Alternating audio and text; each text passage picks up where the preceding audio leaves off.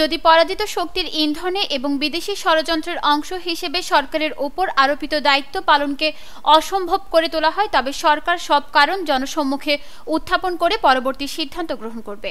সরকারের স্বকীয়তা, সংস্কার উদ্যোগ, বিচার প্রক্রিয়া, সুষ্ঠু নির্বাচন ও স্বাভাবিক কার্যক্রমকে বাধাগ্রস্ত করে এমন কর্মকাণ্ড অর্পিত দায়িত্ব পালন করাকে অসম্ভব করে তুললে সরকার জনগণকে সঙ্গে নিয়ে প্রয়োজনীয় সিদ্ধান্ত গ্রহণ করবে। আজ শনিবার দুপুরে উপদেষ্টা পরিষদের অনির্ধারিত বৈঠক শেষে এক বিবৃতিতে এ কথা জানানো হয়। জাতীয় নাগরিক পার্টি এনসিপির আহ্বায়ক নাহিদ ইসলাম বলেছেন, অন্তর্বর্তী সরকারের উপদেষ্টা আসিফ মাহমুদ ও মাহফুজ আলমের সঙ্গে এনসিপির কোনো প্রকার সম্পর্ক নেই।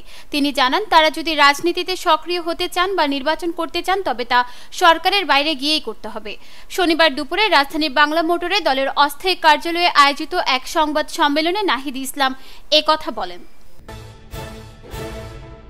আন্তর্জাতিক মহলে অর্থ পাচার প্রতিরোধে যে চাপ সৃষ্টি হয়েছে তার ফলস্বরূপ যুক্তরাজ্যের লন্ডনে বাংলাদেশ সংশ্লিষ্ট কিছু ব্যক্তির বিলাসবহুল সম্পদ জব্দ করা হয়েছে বলে জানিয়েছে বাংলাদেশ ব্যাংকের গভর্নর আহসান এইচ মনসুর।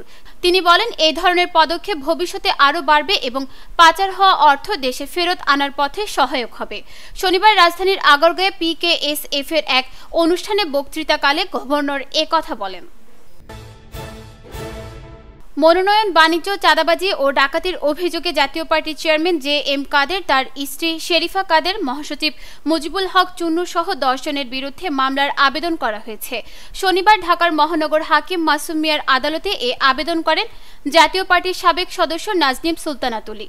আদালতের বেঞ্চ সহকারী জাহিদ হাসান জানান, আদালত বাদীর জবানবন্দি গ্রহণ করে আদেশের জন্য 26 মে দিন ঠিক করেছেন।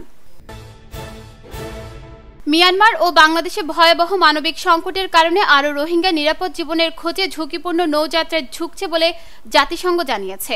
শুক্রবার সংস্থাটি বলেছে, গত এক মাসে নৌকাডুবির ঘটনায় 427 জনের মতো মৃত্যু হয়েছে বলে ধারণা করা হচ্ছে।